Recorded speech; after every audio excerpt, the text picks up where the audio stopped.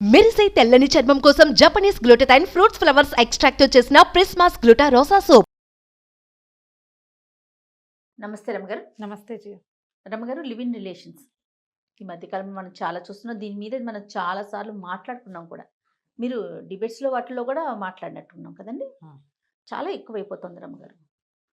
ఇది ఎటుపోతుందో దేనికి దారితీస్తుందో తెలియదు, కానీ అది పాశ్చాత్య కల్చరా అంటే వాళ్ళకి సంబంధించిన అన్నీ అలవరుచుకోలేము కదండి. వాళ్ళ దగ్గర చాలా మంచి మంచి క్వాలిటీస్ కొన్ని ఉంటాయి, అవి తీసుకోవట్లేదు. మనం మన సంస్కృతికి మన సాంప్రదాయాలకి భిన్నమైనవి మాత్రం తీసుకొని ఈ ఫాస్ట్ కల్చర్ అనే ఒక పేరు పెట్టుకుని ఆ ముసుగులో బతికేస్తున్నామేమో అనిపిస్తుందండి నాకు. నేనైతే పర్సనల్గా యాక్సెప్ట్ చేయను రమ్ గారు.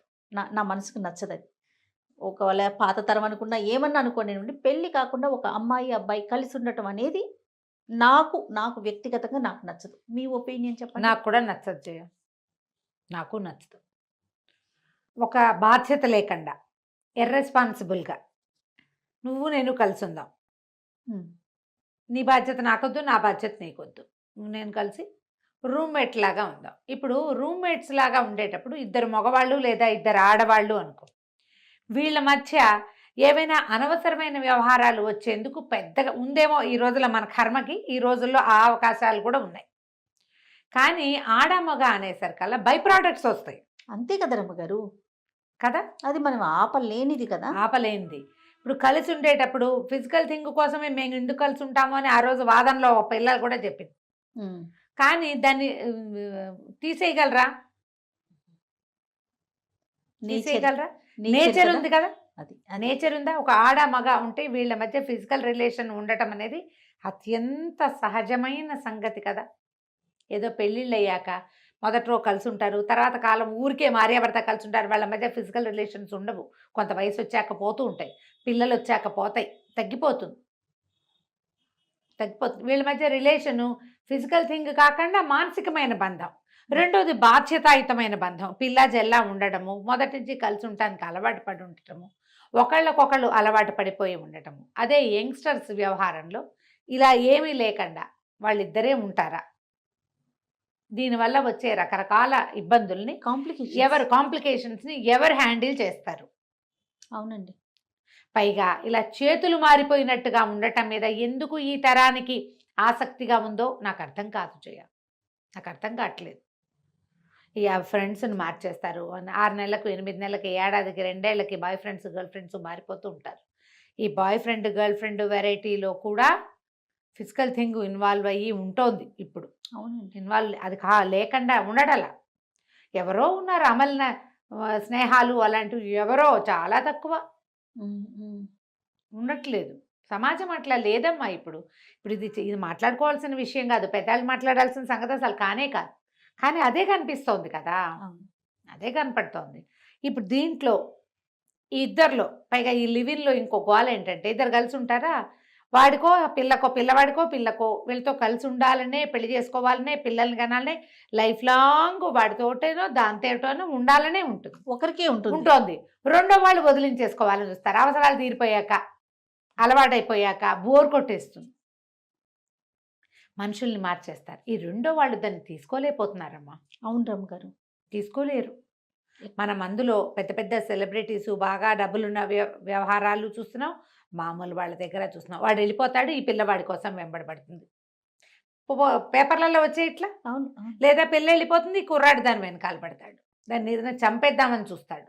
అమ్మాయిలు కూడా చంపాలని చూడలేదు, అమ్మాయిలు ఇంకా అంత తెగించలా, మగపిల్లలే తెగబడిపోతున్నారు. కొన్నాళ్ళు ఫ్రెండ్షిప్ చేస్తారు, ఫ్రెండ్షిప్లు విడిపోతేనే ఒప్పుకోలేని మనస్తత్వాలు ఉన్నాయి. అవును. మరి ఇలా కలిసి ఉండి ఇద్దరు కలిసి వండుకు తిని, కలిసి పడుకుని, కలిసి తిని, కలిసి తాగి అన్ని చోట్లకి జంటగా పోయి సడన్గా సెపరేషన్. ముఖ్యంగా అసలు అమ్మాయిల వైపు ఆలోచిస్తే ఎందుకు ఇలాంటి నిర్ణయాలు తీసుకుంటున్నారు? ఆడపిల్లలకి ఉండాలి, ఆడపిల్లలకి స్టేజ్ వాళ్ళే కదా రమ్మగారు. ఇప్పుడు ప్రెగ్నెన్సీ మగవాళ్ళకి లేదు. ప్రెగ్నెన్సీలు సమాజానికి ఆలోచిస్తారు. సమాజంలో సమాధానం చెప్పవలసిన దుస్థితిలోకి మొదట ఆడపిల్లలే వస్తారు. అంతే, అవునా కదా. ఇందులో ఆడపిల్లల తాలూకు నమ్మకం అంటారు, నమ్ముతాం. ఎలా నమ్ముతారు? మీ పేరెంట్స్ ని నమ్మి చావరే మీరు? పేరెంట్స్ ని నమ్మరు. వీడెవడో పరిచయం అయ్యి కొన్ని రోజులే అయితే వాడు నీకు సోల్మేట్ ఎట్లా అయిపోతాడు? రేపొద్దున వీడు అవతలకి వెళ్ళిపోతే నా పరిస్థితి ఏంటి?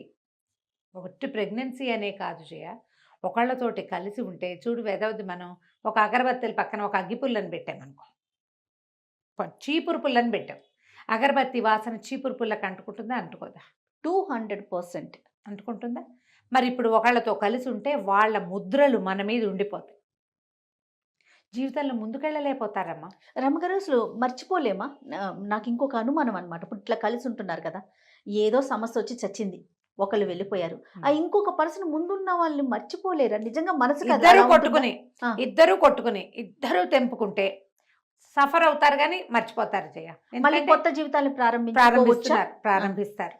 కానీ ఒకళ్ళు మాత్రం రెండో వాళ్ళతో విసిగిపోతారు. ఒకళ్ళు సాధారణంగా మనుషులం పొసెసివ్గా ఉంటాం జయ, మనం సాధారణంగా పొసెసివ్గా ఉంటాం. అలా డిటాచ్డ్గా ఉండే మనస్తత్వాలు చాలా తక్కువ ఉంటాయి. ఇప్పుడు ఒకవేళ డిటాచ్డ్గా ఉండేవాళ్ళు అనుకో, వాడు అడగగానే నాతో కలిసి ఉండని అడగగానే ఎందుకో పుట్టి పడితే ఉండిపోవాలనిపించేస్తుంది అమ్మాయికి, అందుకని వెళ్ళిపోయి వాడితో ఉండిపోతుంది. తర్వాత వాడు కాస్త 4 రోజులు సరదా తీరిపోయాక మా అమ్మ వద్దంది, మా నాన్న వద్దన్నాడు, నాకు వేరే చోట ఉద్యోగం వచ్చింది, ఇంకోటి ఎవరితో పిలిచింది. వీళ్ళు చాలామంది పెళ్ళి 4 రోజులు 2 నెలలు అవుతుంది, ఎవరితోటో మెసేజ్లు కొడుతూ ఉంటారు. అది ఎవరితో ఇంట్రెస్టింగ్గా పిలుస్తుంది, ఏదో దీనికే ఎవడో పిలుస్తాడు. అస్సలు ఈ ఫోన్లు వచ్చాకమ్మా నా మాహరి వినలేకపోతున్నావు ఈ కథలు. దరిద్రాలన్నీ మొగుడు ఎదురుకుండానే ఉంటాడు, పెళ్ళం ఎదురుకుండానే ఉంటుంది, వీళ్ళు ఎవరితోటో చాట్ చేస్తారు. ఎన్ని రకాలు మాట్లాడతారో, ఆ మొగుడుతోటి ఏది పంచుకుని సావరు, లే పెళ్ళంతోటి పంచుకోరు. మంచాలు పంచుకోవడం మానివారేసి, మామూలు షేరింగ్లు కూడా మానేసి ఏదో ఇద్దరు టైంకి వచ్చి ఆ ఇంట్లో పడుకోవటం, తింటాం, వండుకోవటం, అక్కడి నుంచి షేరింగు, ఫ్రెండ్షిప్లు, ఫిలాసఫీలు, ఇంకా ఏమిటో సోల్మేట్లు, ఇవన్నీ ఫోన్లలో ఎవరో, అసలు వాడి ముక్కు మొహం కూడా తెలియదు. వీడి కోసం వీడిని వదిలేస్తారు ఎదురుకుంటా ఉండమని, వీడిని ఎంటర్టైన్ చేయటం మానేస్తున్నారు. అసలు నాకు అర్థమే కావట్లేదు జయ, ఎందుకు ఇలా అంటే కాలమహిమ అంటుంటారు పెద్దవాళ్ళు చాలామంది. అది కాదేమో అనిపిస్తుంది జయ. నేనేమనుకుంటానంటే అసలు రెస్పాన్సిబిలిటీస్ అనేవి లేకపోవటం, ఒక బాధ్యతకి లొంగకపోవటం. నాకు అనిపిస్తుంది నా జీవితం నా ఇష్టం. రెండోది నా అపరిమితమైన సెల్ఫ్కి పీట. నేను సెల్ఫిష్నెస్కి పరాకాష్ఠల్లో ఉంది ఇప్పటి తరం, నేను తప్ప రెండోది లేదు. అమ్మా నాన్నల ఇప్పుడు మళ్ళీ ఏం చేస్తారు, అమ్మా నాన్న మాట వించారు, ఇట్లా ఏదో వెధ పనులు చేస్తారు. ఊళ్ళలో చెప్పరు జయ, పేరెంట్స్ తెలీదు. ఆ రూమ్మేట్ అమ్మాయినో అబ్బాయినో భావిస్తారు. అబ్బాయి అయితే అబ్బాయి అనుకుంటారు, అమ్మాయి అయితే అమ్మాయి అనుకుంటారు. వీళ్ళు ఎవరితోటో కలిసి ఇక్కడ కాపరాలు పెట్టేస్తున్నారు పిల్లలు అన్న సంగతి పాపం ఊళ్ళల్లో తెలుసుకోరు. వీళ్ళని ఎంత నమ్ముతారమ్మా. వీళ్ళు అమ్మా నాన్నల నమ్మకాలేమో బ్రేక్ చేసేస్తారు, తమ నమ్మకాన్నేమో పార్ట్నర్ బ్రేక్ చేయకూడదు అనుకుంటారు. నువ్వేం చేస్తావో నీకు అదే కదా లభిస్తుంది, అవునా కాదా? యద్భావం తద్భావం. పైగా ఒక 3 ఏళ్ళు 4 ఏళ్ళు కలిసి ఉంటారా, ఆ తర్వాత పెళ్లి చేసుకుంటే జీవితం ఏం కొత్తగా ఉంటుందో అర్థం కాదు జయ నాకు. ఏం కొత్తగా ఉంది మీకు? జీరో కదా. ఏమీ థ్రిల్ లేదు, ఏమీ ఇన్వెన్షన్ లేదు, ఏమీ కనుక్కోవటం లేదు, డిస్కవరీలు లేవు, ఇన్వెన్షన్లు లేవు, థ్రిల్లే లేదు. రొటీన్ అయిపోదు. రొటీనే. ఒక 3 ఏళ్ళు కలిసి ఉన్నావు, తర్వాత పెళ్లి చేసుకున్నావు, ఏముంది? కనీసం కొంపైనా మారిస్తే కొంచెం కొత్తగా ఉంటుంది. జీవితం ఏమీ కొత్తగా ఉండదు, కొంచెం కూడా కొత్తదనం ఉండదు. అవునండి. మరి ఈ రొటీన్ కోసము ఎందుకు ఈ ట్రై చేయటం ఎందుకు? ఇంగ్లీష్ పిక్చర్స్లో కొన్ని చూస్తుండే వాళ్ళని జయ, వాళ్ళు ఇద్దరు కలిసి ఉన్నట్టే ఉంటారు. సడన్గా ఒకరోజు వాడు రింగ్ తీస్తాడు, ఆ అమ్మాయి ఓ ఏడ్చేస్తుంది. ఆఫీస్లో వాళ్ళు ఎవరో ఆఫీస్లో ప్రపోజ్ చేస్తే ఆఫీస్లో చూసిన వాళ్ళు కూడా చాలా ఏడ్చేస్తూ ఉంటారు, చాలా ఎమోషన్ అయిపోతారనమాట. నిన్నటి దాకా మీరు కలిసేగా ఉన్నారు, ఇప్పుడు కొత్తగా రింగు వల్ల జీవితంలో వచ్చిన మార్పు ఏముంది? పెళ్ళి అనేది ఒక పెద్ద తతంగంగా చేసుకోవటము. మన పెళ్ళిళ్ళలో మన కర్మకి కన్యాదానం ఒకటి మనకి. వీళ్ళు అక్కడ కలిసి కాపురం చేసేస్తారు, ఆ పిల్లని అమ్మ నాన్న కన్యాదానం చేస్తాడు పాపం. కన్యాదానం అంటే ఏమిటి? వివాహం కాకపోవడం అనేనా? అదే అర్థం తీసుకోవాలి. మన కర్మ అంతే. ఆచారాలు వాటిని భ్రష్టు పట్టించేస్తే పోయారమ్మా. మీ జీవితాలు భ్రష్టు పట్టించుకోకుండా చూసుకోండి. పోనీ ఉండి కలిసి చచ్చినప్పుడు ఆ రిలేషన్ అయినా స్ట్రాంగ్ గా ఉంచుకోవాలి. లైఫ్ లాంగ్ కలిసి ఉండండి, కాంప్రమైజ్ అవ్వండి. ఒకళ్ళు కోటికి లాగటం. మనం చూస్తున్న కొన్ని రిలేషన్స్లో మనం తెలిసిన జనాల్లో అయితే ఒకళ్ళ మాట ఒకళ్ళు వినరు, ఎందుకో కలిసి ఉంటారు, బ్లాక్మెయిల్ చేసుకుంటారు ఒకళ్ళనొకళ్ళు, ఫ్రెండ్స్ కోసం పెళ్ళిళ్ళు చేసుకుంటారు, చుట్టుపక్కల వాళ్ళందరూ ఏమంటారు అని పెళ్లి చేసుకుంటారు. ఇక మీ పెళ్లి సక్సెస్ అవుతుందా? ఎక్కడవుతుంది? ఎలా అవుతుంది? మీరు లాంగ్ క్లాస్ అటగే కలిసి ఉంటారు, కొట్టుకు చస్తూ, సుఖమేముంది? తర్వాత ఏమవుతుంది? క్రమంగా అదొకరిని వీడొకరిని చూసుకుంటారు. అవును. ఎక్స్ట్రా మ్యారిటల్ అఫైర్స్ ఇలాగే కదా జయ 100% సక్సెస్ఫుల్ మ్యారేజెస్లో భార్యాభర్త చాలా అన్యోన్యంగా చక్కగా ప్రేమించుకుని ఇళ్లలో పెద్దవాళ్ళకి చెప్పి చక్కగా పెళ్లి చేసుకుని లేదా పెద్దాళ్లే కుదిర్చి చాలా అనురూపమైన జంటల్లో కూడా ఎక్స్ట్రా మ్యారిటల్ అఫైర్స్ వచ్చే అవకాశాలు ఉన్నాయి ఈ రోజుల్లో. ఎవరో ఒకళ్ళు చేరతారు, వీళ్ళే ఏదో బలహీన క్షణాల్లో దొరికేస్తారు. ఇవన్నీ అవే కాకుండా మీరు కొట్టుకు చూస్తుంటే మీ దగ్గర అవకాశం పుష్కలంగా ఉంది కదా, థర్డ్ పర్సన్కి అవకాశాలు ఉన్నాయి కదా. ఎప్పుడైనా ఇలా రిలేషన్లో దిగేటప్పుడు ఆడగాని మగగాని దీంతో నేనేం సాధిస్తాను, ఇది నేను కంటిన్యూ చేయగలనా, నాకు అక్కర్లేదా ఎక్కువ కాలం ఊరికే నాకు కొంతకాలం కలిసి ఉండి ఎవరిదారిని వాళ్ళు విడిపోదామా అనేది ఈ 3 పాయింట్లు ఆలోచించుకోండి ఇద్దరు కలిసి. రైట్, ఆలోచించాలి. ఇప్పుడు వద్దు అని చెప్తే ఎవడు విండ జయ, ఇది మంచిది కాదు చెయ్యొద్దు, నేను అదే చెప్పదలుచుకున్నా, కానీ ఎవడు విండు. ఇవి కనీసం ఆలోచిస్తే మానేయాలనిపించవచ్చు, మీకు చేసేయాలనిపించకూడదు. చేసే ముందు అసలు నేను ఎందుకు చేస్తున్నాను, దీనివల్ల నాకేం రాబోతోంది, రేపొద్దున ఏమైనా రావచ్చా, మా పేరెంట్స్కి నేనేం సమాధానం చెప్తాను, పేరెంట్స్కి సమాధానం చెప్ప వాళ్ళు ఇచ్చే ఆస్తి తీసుకుంటావు, అన్నీ కావాలి మళ్ళీ, వాళ్ళ అటెన్షన్, వాళ్ళ ప్రేమ, వాళ్ళ ఆపేక్ష, వాళ్ళ తాలూకు ఏమంటారు ఎమోషన్ అంతా నువ్వు తీసుకుంటావు. ఒకవేళ నీకు ఏదైనా అవసరమైతే వాళ్ళ సపోర్ట్.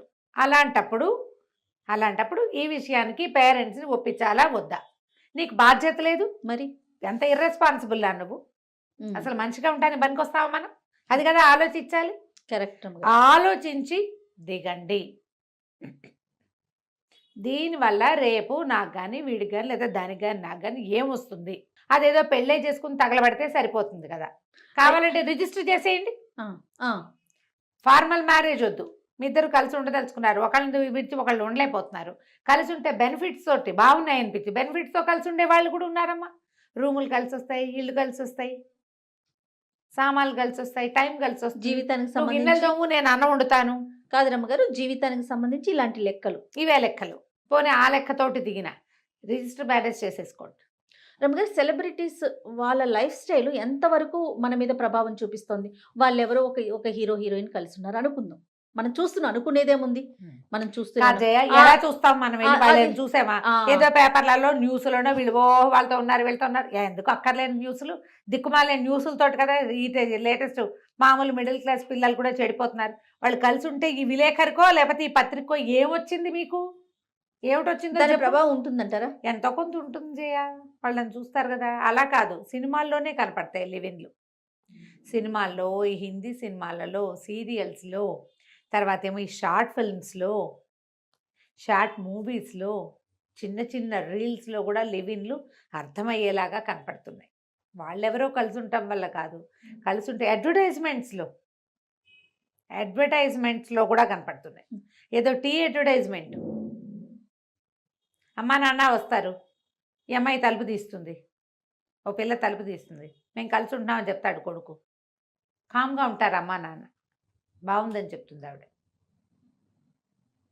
కామ్గా ఉండమని మాకు చెప్తున్నారా పేరెంట్స్కి, అంతే కదా అని అర్థం. పేరెంట్స్ ఏం చెప్తున్నట్టు, మీ అబ్బాయి ఎవరితో పిల్లని తెచ్చి ఇంట్లో పెట్టుకుని వాళ్ళిద్దరు కలిసి ఉండి కలిసి వండుకు తింటూ ఉంటే మీరు కామ్గా ఉండండి, కామ్గా ఉండటాన్ని మాకు చెప్పటమే కదా. ఇంకా ఆ టీ పొడి ఒకవేళ దాన్ని వాడటం వల్ల వాళ్ళకి కామ్గా ఉన్నారనా వాడి ఇంటెన్షన్, వాడి బొంద